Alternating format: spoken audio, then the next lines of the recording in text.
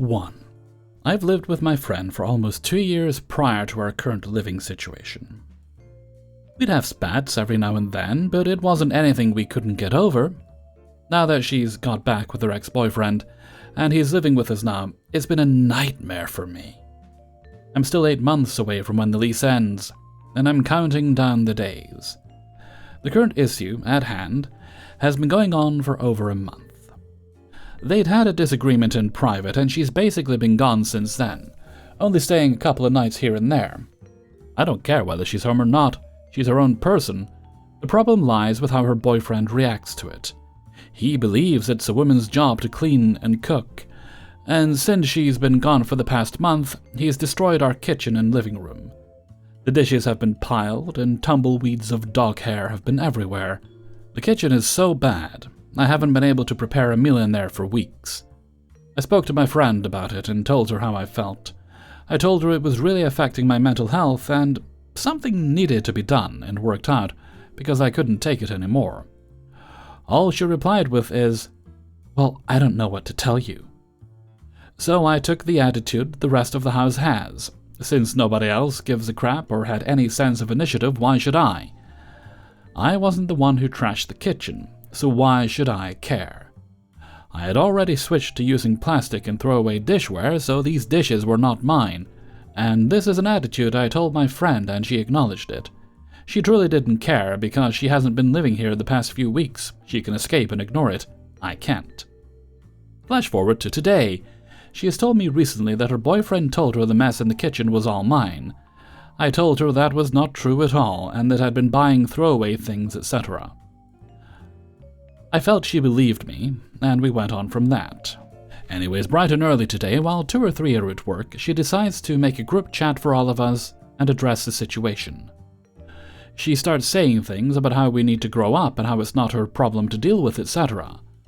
Her boyfriend makes a snide remark about how he doesn't mind at all to wash the dishes because only 10 of them are his.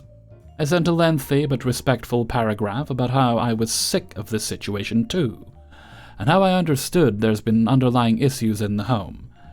But shared spaces cannot be affected in relationship quarrels.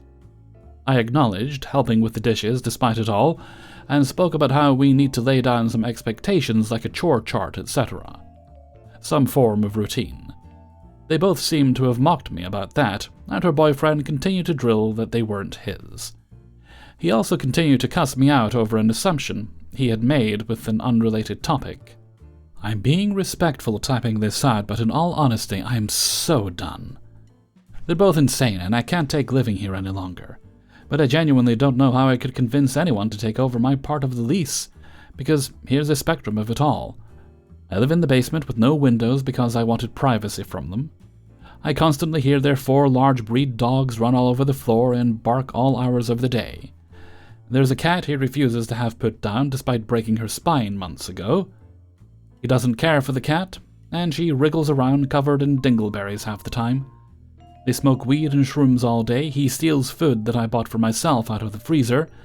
They both ignore their pets to the point they're starving outside my door for attention, and scream at the top of their lungs when the dogs start barking. I once came home to an 87-degree house because the AC had broken, and he was just sitting there without talking to the landlord or me because it was his girlfriend's job to take care of it and she wasn't here, so... He's constantly rude to me, and I've told my friend about this and she just ignores it. I'm going insane. I want to talk to the landlord about it, but genuinely, what could be done? Nothing. I'm stuck here for another 8 months. Hellfreezer's note. Perhaps nothing can be done, but I think it is still worth talking to the landlord to see if you can get out of your lease early. If they're willing to agree to that, then I'm sure there'll be someone willing to move in and put up with their nonsense. Maybe they'll find someone as slobby and as annoying as they are, and they can all live happily in the mess together. Best of luck. 2. ETA. This was 11 years ago. Now we have our own house and 4 boys, and enough space for everybody to have their own space. We didn't plan to get pregnant, things just happen sometimes. I was a 24-year-old woman at the time, and my husband was 22 at the time. This was 11 years ago. We'd been together for 3 years, and were still just girlfriend and boyfriend at the time of this happening. We needed a place and had a friend that needed a roommate, because his last roommate had left. First red flag, suddenly. Well, everything went great until we got married. It started when we asked him to stop smoking cigarettes in the house because I have asthma, and it affects me for days afterwards. He didn't care and started standing at our door to intentionally blow smoke in our room. That happened for quite a while till I told the landlord and he was dinged on his deposit. Well, he decided to get even and started it again, and also added cannabis to the routine, which I'm fine with, but, not in my room. That was the last straw, though. When we first moved in, we agreed to things like who got what cabinets, the shelves in the fridge and freezer. Well, after we got married, he threw a massive fit. He wasn't invited. Nobody was, other than my friend's dad, who was like a father to me, and our witness and ride, and started taking up all the freezer space. No biggie, we got a deep freezer. Problem solved, right?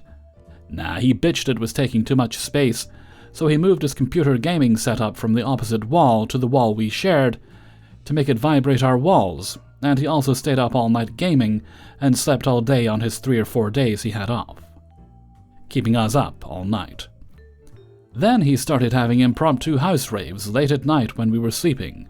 We're talking like 2 a.m., no notice, just loud drum and bass out of nowhere shaking the walls. He also made sexist comments about me being a stay-at-home wife, and since I don't work, then I get to do all the chores for him too. Not just my husband and I. Like he would leave his dishes piled in the sink, then start using our dishes and stuff, so I had to wash them before I could eat. Little petty stuff to annoy us. But like I said, the final straw was when he started smoking in the house all the time when we originally agreed to him smoking inside when it rained, since we didn't have a covered patio. I started to complain because I was pregnant, so I asked him to stop smoking all the time inside because it's not good for the baby. That's when he started smoking by my bedroom door, blowing smoke in through the cracks. He literally admitted that he didn't want a pregnant stay-at-home wife as a roommate because it wasn't fair that I didn't have to work. Keep in mind, my husband made enough to support us, so it's not like bills were late, etc. In fact, we were paying bills early. Rent always paid the last week of the month, making it a week and a half early. We paid our half of the electric bill and other stuff early too. He was just bitter because something we only learned after moving out and breaking the lease with the landlord's permission, and got our deposit back. His mom stopped supporting his laziness around the time we got married, because she remarried, and had a child on the way as well, so we were basically being bullied in place of his mom because he didn't have a free ride to do nothing all week, and had to start working a full-time job that paid more, and his checks went to bills now, not gaming, etc. We also found out that his mom refused to replace our deposit for him since we got our half back due to the reported harassment of my roommate and proven smoking in the apartment. So they required him to pay the other half of the deposit, and if he didn't, he would be evicted due to smoking. Normally, they wouldn't have done this, but due to me having proof of him smoking in the apartment when he signed a contract stating it was a smoke-free complex, they required a full deposit of $1,600 on top of the $800 he had already paid and lost due to smoking. So yeah, I hated that dude. He was the type that was a horrid roommate but an amazing friend, if you didn't live with him. 3. I've been wanting to share my story about my now ex-roommate for months. Now that I've moved, I decided today was the day. I'm a 20-year-old woman, and I live in an apartment complex. This past year, I lived with a complete stranger, also 20 and female, who seemed to lack any and all sense of basic roommate etiquette. Living with her has been absolute hell, and I'm so glad she went back home for the summer, so I didn't have to keep dealing with her. I've got a long list of grievances with her, and I figure it's free entertainment, so let me break it down for you. It's a very long list though, so buckle up. Cleanliness. Her room, from the glimpses I caught of it, was fairly tidy. Certainly cleaner than mine. However, she seemed to have no care for the upkeep of our common space. Our stovetop was filthy. I don't know how she created such a mess on the stove, but she did. and then never cleaned it up for weeks. There were chunks of food sitting on the stove, and I ended up having to bite the bullet so I didn't feel gross using it. Our microwave constantly had an orange film covering it. I thought it was common courtesy to clean up any mess your food leaves in the microwave, but apparently not. If I ever needed or wanted to use the microwave, my options were to clean up her mess, which would be back in about a week, or set a paper towel down because it looked that filthy. I put a trash can in the common space at the beginning of the lease. I took it out after she proved that she didn't understand how to use it. I went to open my trash can, and it was so full that I couldn't see the bag anymore. It sat there like that for a while, and eventually I had to grab another trash bag to move the food she'd put on top of everything over, so I could actually close up the bag and take it out. I put my trash can in my room after this.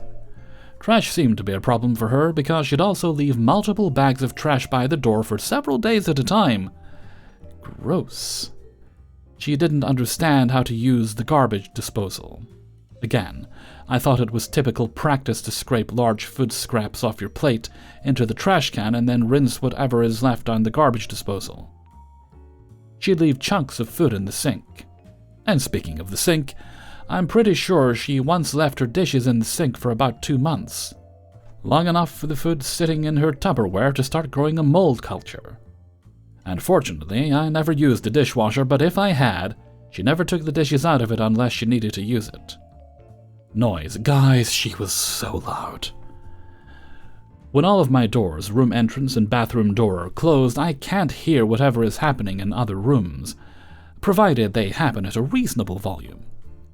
Even when I had some kind of noise going on in my room, like watching videos, I always knew when my ex-roomie was having sex.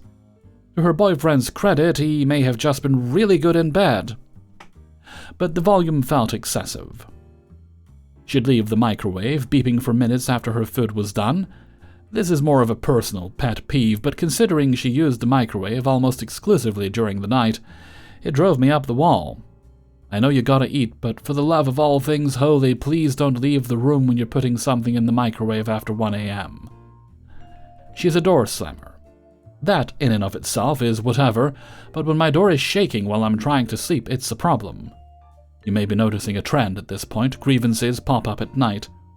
She tended to come home pretty late, which isn't a problem. But when you live with other people, you cannot be making the noise she was making that late. She played her music and TV at ridiculously loud volumes. Again, when my doors are closed, I should not be able to hear the lyrics to your songs.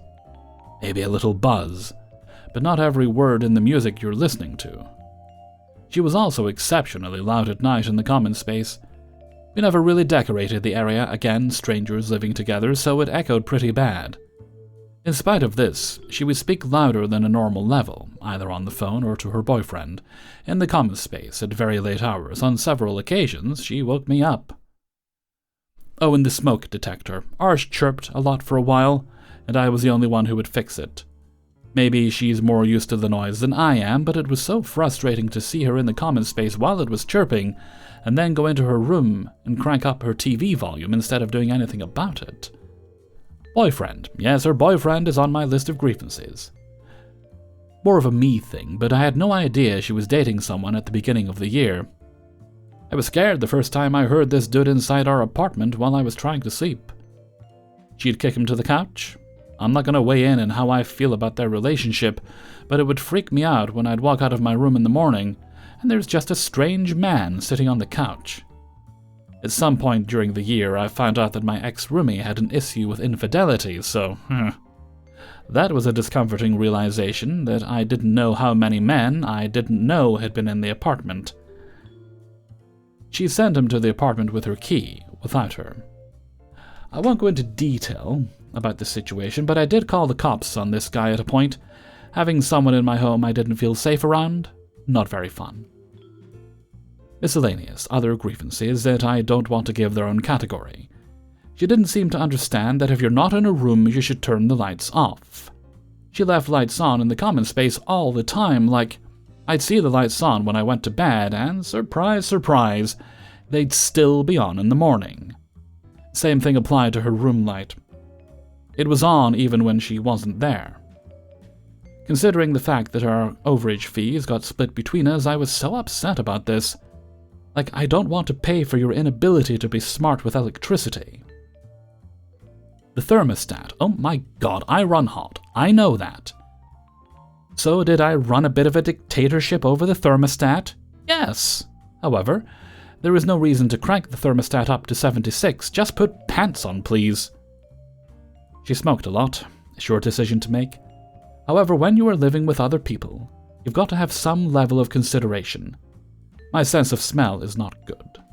In spite of this, the smell was so rank so frequently that I could tell. For weeks.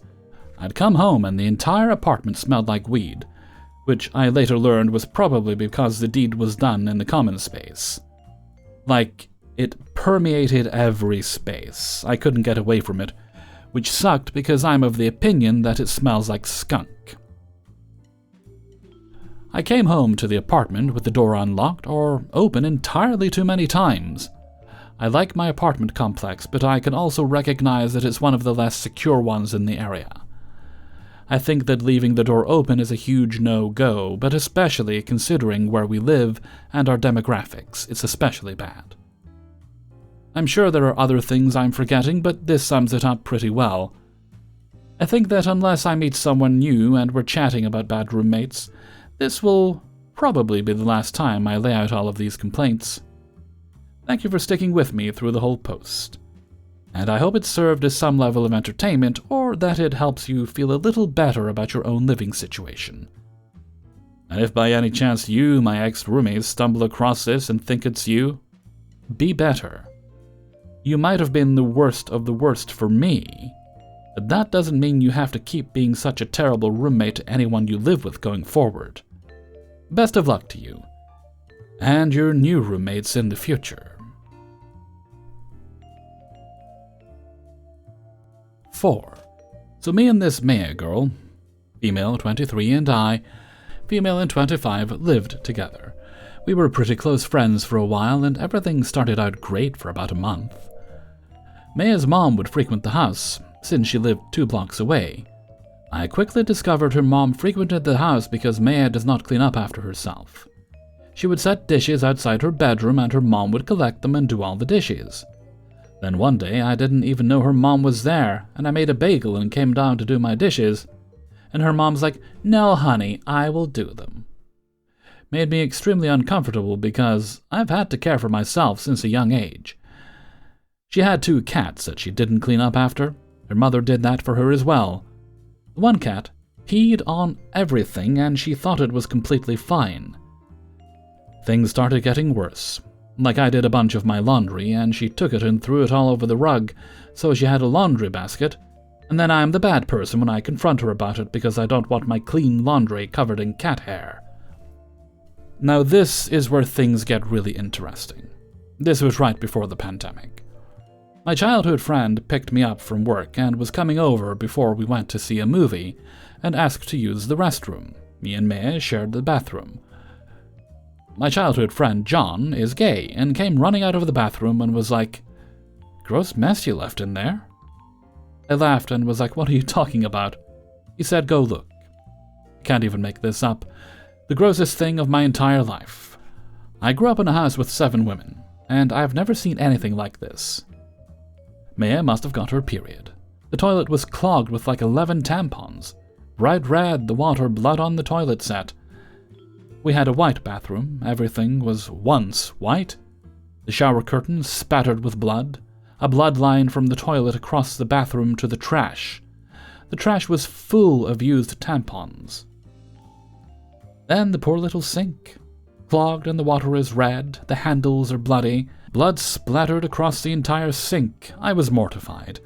My gay best friend walked in on that and thought it was me. I literally looked him in the eyes and said, "I'm calling Maya right now. That is absolutely disgusting." So I called her and she said she was having a bad morning and couldn't clean up after herself because she was late for an eyelash appointment. I seriously just hung up. When she returned home, she made every excuse as to why she couldn't clean it up. She didn't clean it up because that's what her mother is for, but wait, it gets better.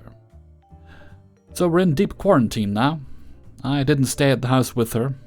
I went 5 blocks away to my boyfriend's house. I would come down occasionally to get clothes. One time, when I went down, I had no socks. She took all of my socks because she was too lazy to wash her own. Of course, I confronted her about it. She said, "All your socks are clean in a basket. I washed them for you. You just have to put them away." I said, "That's not the point. The point is you went in my room without my permission and took stuff." Then I started finding my clothes in her laundry, too, all stained up. She ruined a lot of my outfits. So I said, "Screw this, I'm going in your room and taking back everything that's mine." I go in her room and I find a box hidden in the back of the closet. It's full of things that have gone missing out of my last apartment over the years. The apartment we never lived in together. She would come over and steal my things. So I pretty much lost it on her and she denied everything. Obviously I moved out shortly after that, and then she started dating my brother, and that has ruined my family's relationship. This girl single-handedly ruined an entire family. 5. So, in the pantheon of bad roommates, I'm certain college dorm mates count. In 2007, I was a freshman in college in Pennsylvania. I was working hard on getting my teaching degree. As a kid, my science teacher was my hero. Dad wasn't in the picture, and he was the closest thing to a father figure I had in high school. I wanted to do right by him, as well as make my mom proud, so I buckled down and I worked my butt off in order to get a scholarship. And, through my diligence, I was able to achieve that feat. Now, a scholarship is a great thing. It helped to cover the cost of my supplies, my tuition, and as long as I kept up my grades, it would continue to do so. However, it doesn't cover everyday life expenses. I ended up having to get a job and balance college life. It wasn't so bad, though. I ended up getting a job working security 3 nights a week, and it was enough for me to cover the bare necessities such as groceries and the like. Being a new student, I wasn't really able to have a vehicle on campus. That is, at least until my sophomore year. So I got acquainted with the public transit systems and started to learn the layout of the area. While all this was going on, I didn't really see the inside of my dorm much. Usually, I was only in the dorm long enough to catch some Z's before starting my next day. Having a job and maintaining a certain grade point average basically meant I was on one hell of a time crunch. Strangely enough, I didn't meet my dorm mate until I was there for close to a month. Let me set the scene. I finally had a day that coincided with work and school taking a back seat. I decided I was just going to vegetate that day, and so I finally got around to unpacking my PlayStation 2 and my little boob-tube TV. I set it up in the corner of the living room area in such a way that it wouldn't get in anybody's way. Within a few minutes, I was ready to go, and as that iconic PlayStation 2 startup screen played that glorious set of tubular bells. Oh great, I would get stuck with some sweaty gamer. I turn around to look behind me, and standing there is this young man my age, with what screams theater kid. He is wearing black skinny jeans, a turquoise Hawaiian shirt with yellow flowers all over it, black Converse Chuck Taylor sneakers, a gray wool naval-style peacoat, and a long black blue-striped scarf. He has that Pete Wentz from Fall Out Boy emo sweet haircut, and he's wearing more eyeliner than the entire group of My Chemical Romance combined. He's staring a hole through me with a look of absolute disgust on his face. Not so much as a, "Hi, how you doing?" or any kind of basic introduction. He's just staring a hole through me with the power of unmitigated judgment. "Hi, you must be my roommate. I'm Gil," I say, mustering up enough goodwill in my voice in order to break the tension. He cocks an eyebrow, puts a hand on his hip, and pivots before clicking his tongue and rolling his eyes. "Bradley, don't think we're going to be friends. I want as little to do with you as possible." I think the look on my face said it all. I don't know what kind of face I made exactly, but it was enough to make him turn around and wave me off like some low-rent Roman emperor. Have that crap put away by 6. I'm bringing somebody back.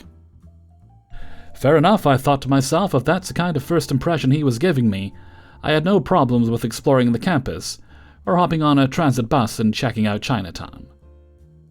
But I had a feeling this was just the beginning of a situation hairier than Old Man Logan's back. A feeling that would become a lot more than just a sensation in my gut later on that night. I opted to do the latter and finally get around to checking out Chinatown. I honestly enjoyed myself, and before I went back to the bus stop in order to catch a ride back to the campus, I stopped off and picked up some Peking duck takeout. I'm not one of those guys that's going to grab a meal from a restaurant and tear into it on the bus. I personally don't feel it's polite, and the bus ride really wasn't that long. In a half hour, give or take, I would be back in my dorm and I could demolish it there. At some time during my excursion, I thought to myself maybe Bradley was just having a bad day. After all, we are human, bad days are part and parcel of the whole experience.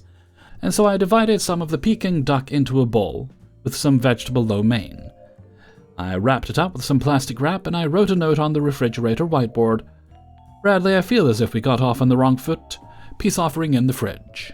And with that, I made my way to my room with my takeout containers, hooked up my TV and my PlayStation 2. I thumbed through my DVDs and one of those ridiculously large CD booklets, and opted to watch The Usual Suspects. I'm a little over an hour into the film when Bradley bursts through my bedroom door and dumps the Peking duck and lo mein on the floor in the doorway. You monster! Whatever made you think I would consume... What is this? Some kind of poultry? That was alive at one point in time. I don't want any part of your pathetic peace offering. You're lucky I don't have any of my other friends from PETA visiting right now. Just know, as far as I'm concerned, you disgust me. Still, even after that outburst, I didn't blow up. At the very least, I knew where we stood. So I cleaned up the mess, and I cursed to myself about how much of an ingrate Bradley showed himself to be. Even in the early 2000s, Peking duck was not a cheap choice. If anything, it was a once-in-a-while treat, and I didn't have to share it with him. He could have told me he'd been vegan if he hadn't been catty and unapproachable from the beginning. I honestly had no way of knowing, but one thing I did know was that I wasn't going to stand for this. After I got done thoroughly cleaning up the mess, even resorting to cleaning the spot with some carpet cleaner, I made my way to the resident advisor's office. This is where I would meet my future friend, Theo, aka Ted. Ted was a big guy. When I say big, that's a serious understatement. He was a 6'5", 300-plus pound powerlifter. A truly intimidating presence. That is, until you got to know him. He was nicknamed Ted because he was as big as a grizzly, but in all honesty, cuddly as a teddy bear. I knocked at his door, and I was still quite obviously angry when he answered. Hey, Gil. Everything good, buddy? I looked at Theo, fairly certain I was scowling. No, I am not. I know it may be a little too late to do so, but I'd like to request a room change, if at all possible. Theo had a look on his face that said it all, but still he humored me. I told him about the awkward first meeting with my roommate and the following Peking duck incident when he asks me who my roommate was. Bradley, with my short and simple response. Theo's eyes widened for a second, and he places a hand on his forehead. He tries to muffle his voice a bit, but still speaks as if he's a bit shocked. Oh man, the theater kid? I nodded at him in the affirmative. Yep. Him. Theo lets out a deep sigh before telling me, I'm sorry, buddy. Right now, putting you in another dorm is a no-can-do. But I'll tell you what, as soon as something opens up, if something opens up, you'll be the first to know. That guy's only been here for a month and he's already gone through 2 roommates. You would make 3. I'd hate to say it, but you'll need to stick it out if at all possible. I'm sorry, man. I wish I could do more. And for the next few months, stick it out I did. We were only 2 or 3 weeks away from spring break, when it just got to the point where everything started to become unbearable. During this time period, I would find out not only was he rude, catty and more abrasive than a pair of sandpaper underwear. He was anally retentive and unpredictable. Also, he was quite fond of the disco dust. He had this little habit of walking around with those packages of mini powdered donuts. It would take him hours to get through one of them. And it occurred to me one day that the only reason he was walking around with those and acting as if he were working on eating a package is because nobody would question a spot of white powder in his mustache just under a nostril if he was walking around with a package of tasty cakes. As bonkers as this mindset was, it worked. People thought he had a sweet tooth and a thing for powdered sugar pastries. Things were starting to come to a head. One night, after getting back from pulling a double shift because one of the guards called out sick, I got in the door a little after 1 a.m. To say I collapsed on the bed in an almost cartoonish manner would be fairly accurate. Truth be told, I pretty much fell asleep in my uniform after getting off my shoes. You know that time frame, as you're going to sleep when your body finally starts to relax and you're somewhat coherent to the things going on around you. I'm in that state, and I smell smoke. It's not like the house is on fire or something is burning in the toaster. Cigar smoke. I open my eyes, and in my groggy state I look up. Bradley is standing over me, wearing nothing but a bathrobe and his birthday suit, and he's looking at me with contempt in his eyes, while taking a long dive off a Black and Mild. He blows that thick cloud of smoke right into my face, and I lay there in bed gagging. You woke me up trying to put that key in the door. I've had it with you, little bitch. It's okay, though. Just know that it's on. He has a Grinch-like smile plastered on his face. He's laughing at me coughing on the smoke. At this point, it's no big secret I have asthma.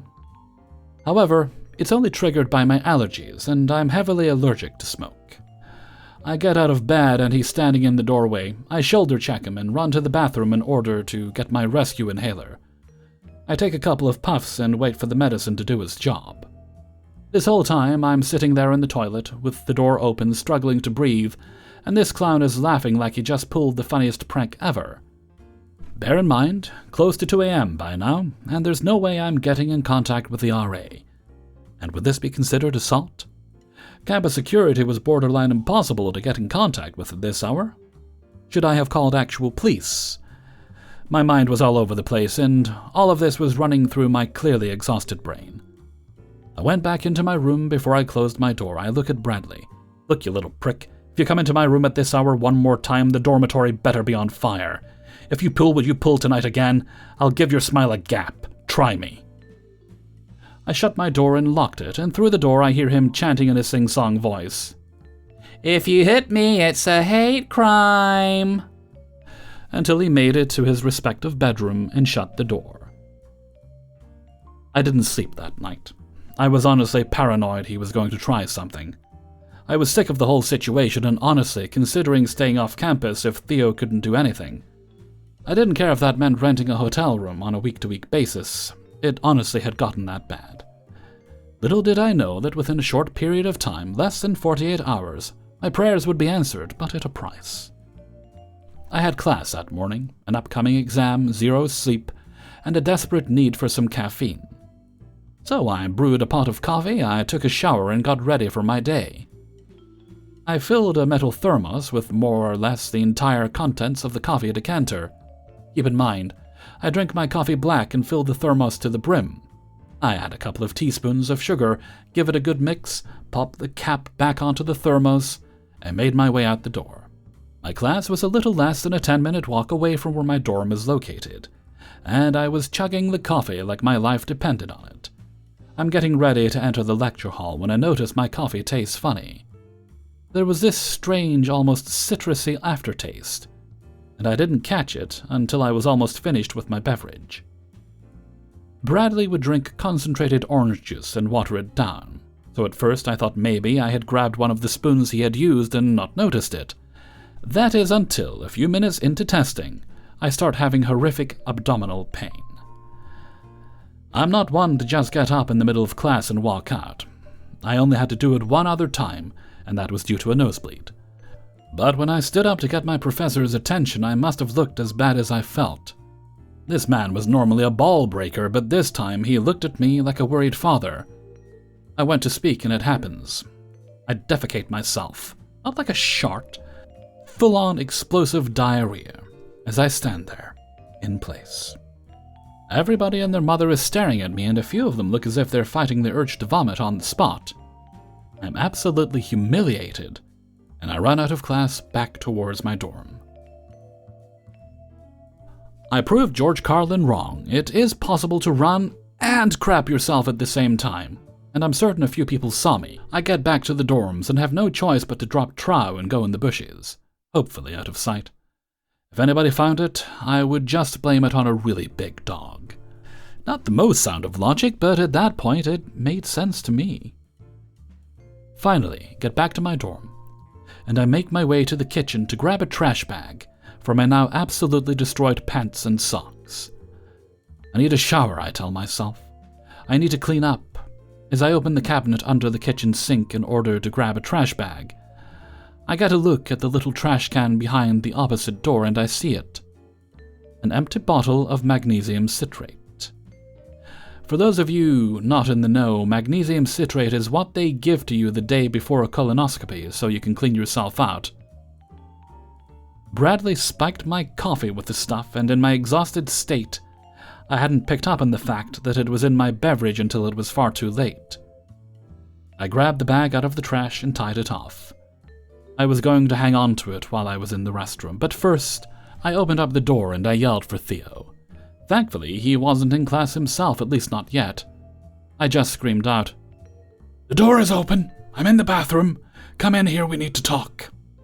Please stand outside the bathroom door." And to the bathroom I rushed. He does as I ask, and through the bathroom door I'm telling him Bradley poisoned me. I tell him about the cigar incident. I start opening up about a whole bevy of other things, including his fondness for Colombian dancing powder. And this right here, Theo tells me, would be grounds for expulsion if I could prove it. I quickly opened the door and told him to hang onto the trash bag, but it's somewhere safe. I was going to be in here for a while.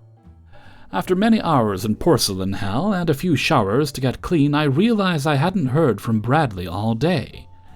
It was pushing 5 p.m. by the time I was actually able to leave the toilet for more than a few minutes. I take a risk, poke my head into his room, and despite the wild thought in the back of my mind, he hadn't packed up and run.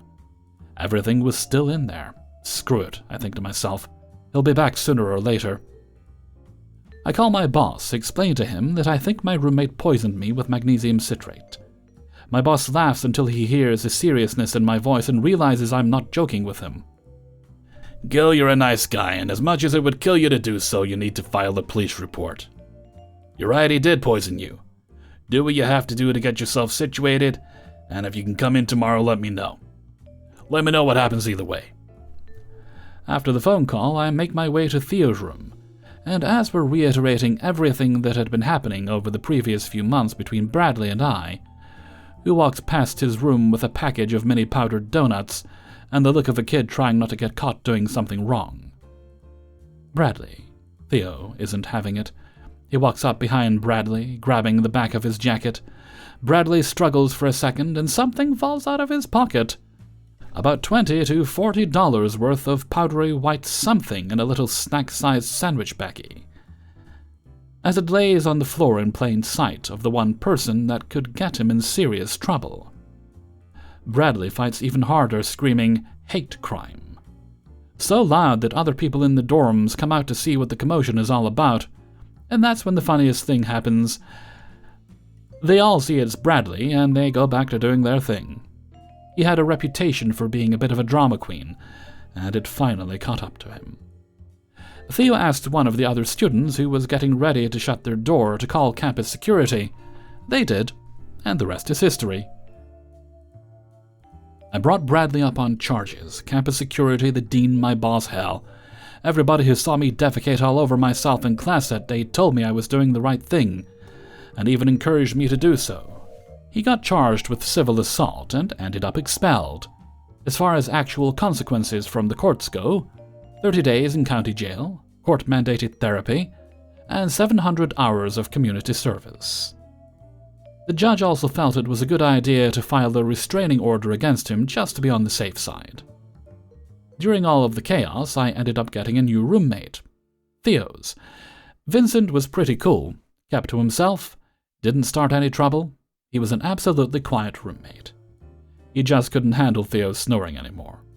Thankfully, the worst thing he ever did was forget to put toilet paper back on the roller. That I could live with. The rest is history. Everything else went off without a hitch. Vincent ended up dropping out because college just wasn't for him. Understandable, it isn't for everybody. We ended up falling out of touch. Theo ended up becoming one of the best friends I've ever had. We still stay in contact, and funnily enough, our wives ended up becoming really good friends. It was thanks to Leo and his wife Lainey social isolation was bearable. The two of them have no idea how thankful I am to have them in my life. And now I live in Wyoming. I'm not a science teacher as I previously thought I would be. I ended up changing my major to sports medicine, and now work as a physical therapist. The job is rewarding, but I'll never forget Bradley. He was easily top 3, one of the worst human beings I've ever met. I can only hope expulsion encouraged him to pull his head out of his butt and become a better person, but I doubt that somehow. Hey everybody, Hellfreezer here, and thank you very much for listening to Bad Roommates, episode 24. And thank you very much to everybody who allowed me to use their stories and sent in stories for use in this video. If you have a story yourself you'd like to send in, I'd appreciate that. You can send it along to kingofthecities@gmail.com. That is also listed for you in the description of the video and on the screen. If you really enjoyed this video and you'd like to get this and all the other types of videos I do all at once on a Monday early, then you can support me on my Patreon page, which is also linked in the description, as is my Discord server and my merchandise store, which is hosted on Teespring, if you'd like to get yourself some awesome Hellfreezer merchandise, such as the hoodies, which are dancing for you on screen right now. And if you really enjoyed today's video, why not leave a tip? Do that by clicking on the heart with the $sign underneath the video player. None of that is ever required, but I appreciate the kindness and help you have given me over the years. Okay, I don't think we've any other bits and bobs today, so let's move right along to Hellfreezer's question of the day. And today's question is, what is a cliche or a saying you heard when you were a kid you always kind of rolled your eyes at because you knew it was silly and it was meant to be silly, but as you've got older, you've realized, oh no, that actually is true, I was just too young to appreciate it. Such as, it's not the heat, it's the humidity, because right now it's quite uncomfortable where I am. It's not the worst it's ever been. There's certain other places where it's worse, but you can feel the kind of oppressiveness in the atmosphere. That's because we're at 91% humidity right now, although the temperature is probably about 15 or 16. So that's not uncomfortable. It's not the heat, it's the humidity. So why don't you let me know what some of yours are in a comment below. And before we go, we'll have the answer of the day from a previous video. And this one comes from Bad Roommates 27, and I think it was about seasonings you use a lot of, or ones you run out of very quickly. And today's answer comes from Jessica Palmer. I run out of onion powder, garlic, the minced in a jar garlic, and smoked paprika. Oh, and Potato Slayer. Can't keep it in the cupboards for more than a couple of weeks. It's just that good. Thank you very much for your answer, Jessica Palmer. And with that, I'm going to head off for now, so until next time, thank you very much for listening, and take very good care of yourself.